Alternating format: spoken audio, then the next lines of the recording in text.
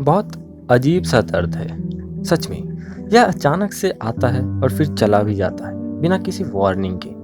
ना जाने मैंने कितने ही डॉक्टर्स को दिखाया होगा। माइग्रेन नहीं नहीं, माइग्रेन नहीं है। माइग्रेन के दवाइयों से तो कुछ होता ही नहीं है। टेंशन हेडेक प्लीज, मुझे भला किस बात की टेंशन। मैं अक्सर ठीक ही रहता हूँ कि वह अचानक से आ जाता है, ठीक मेरे आंखों के पीछे। ऐसा लगता है जैसे कोई लगातार सर के पीछे मार रहा हो। इतना सारा दर्द एक साथ होता है कि मैं समझ नहीं पाता हूँ कि क्या करूँ। मैं एक ऐसी दुनिया में चला जाता हूँ जहाँ मैं कभी जाना नहीं चाहता। मैं हाथ पैर हिलाता हूँ, चिल्लाने की कोशिश करता हूँ, पर मुंह से कोई आवाज निकलता ही नहीं। सारी कोशिशें नस्वर हो जाती है और मैं फिर रोना चाहता हूँ, पर मेरी आंखों से आंसू भी नहीं आता। यह सब अचानक होता है, कभी कभी कुछ सेकंड्स के लिए, कुछ मिनट के लिए, और कभी कभी तो मैं घंटों इस हैवान के जंजीरों में बंधा रहता हूँ, पर किसी को बता नहीं पाता। एक बार तो ऐसा मेरे साथ गाड़ी चलाते चलाते बगल की गाड़ी ही ठुक गई। भला मैं क्या करता? मैं चाहकर भी उन चंद सेकंड्स के लिए मैं कुछ कर नहीं सकता था। और ऐसा नहीं है कि मैंने कोशिश नहीं करी। मैंने पूरा दम लगाकर स्टीयरिंग व्हील को सीधा रखने की कोशिश करी थी, पर यह दानव हमेशा मुझसे जीत जाता है, और इस बार भी यही हुआ। वह मुझ पे हावी हो गया और मुझे समझ नहीं आ रहा था मैं करूं तो क्या। और जब मेरी आंखें खुली तो बगल की गाड़ी ठुक चुकी थी। एक बार और ऐसा तब हुआ जब मैं ऑफिस के मीटिंग में प्रेजेंटेशन दे रहा था। सब कुछ अच्छे से चल रहा था कि अचानक से वह कहीं से मेरे सर के अंदर आ बैठा और मेरे चारों तरफ मुझे सन्नाटा का एहसास होने लगा। मैं अपनी ही बातें नहीं सुन पा रहा था। कितनी ही होंठ हिलाने की कोशिश क्यों ना करता, मैं नाकाम हो जा रहा था।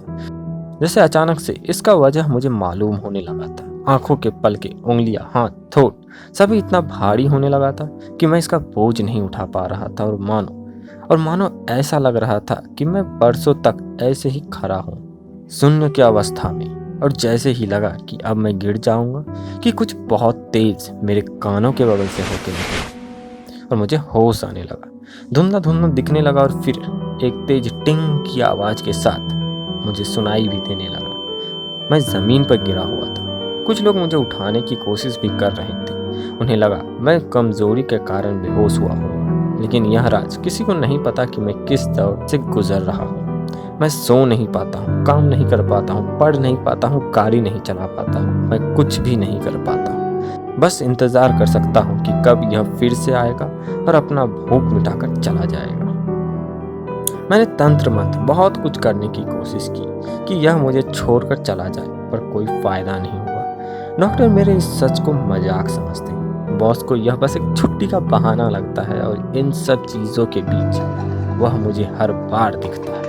वह दूर में कहीं बैठा मुझे देखकर हंसते हुए, मेरे ऊपर हंसते हुए, मेरे लाचारी पर, मेरे हालात पर, मुझ पर। मैं उसे हर समय मेरे कानों में कुछ बोलते हुए सुन पाता हूँ, पर समझ नहीं आता मैं क्या।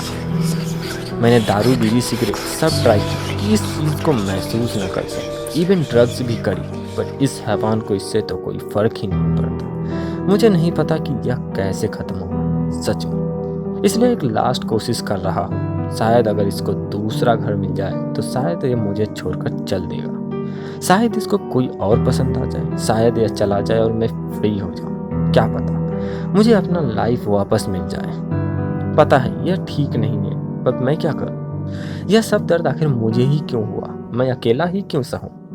शायद अगर किसी और को कभी ऐसा कुछ महसूस हुआ तो तुम्हें पता चल जाएगा कि तुम्हारे साथ क्या हुआ है।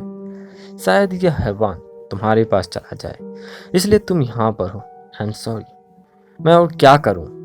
मेरे पास और कोई चारा ही नहीं है। यह दर्द अब मुझसे सहा नहीं जाता। तो अभी तक आप सुन रहे थे थर्सडे थ्रिलर की खास पेशकश। ऐसे ही रहस्य और रोमांच से भरी हुई कहानियां सुनने के लिए सब्सक्राइब करें हमारे चैनल थर्सडे थ्रिलर्स को। कहानी अच्छी लगी हो तो वीडियो को कर दे लाइक, और अगर आपके पास भी कुछ ऐसे ही कहानियां हैं हमें कमेंट सेक्शन में ज़रूर बताएं। अगली बार फिर मुलाकात होगी कुछ ऐसे ही दिल दहला देने वाली कहानियों के साथ। तब तक के लिए सब बखैर।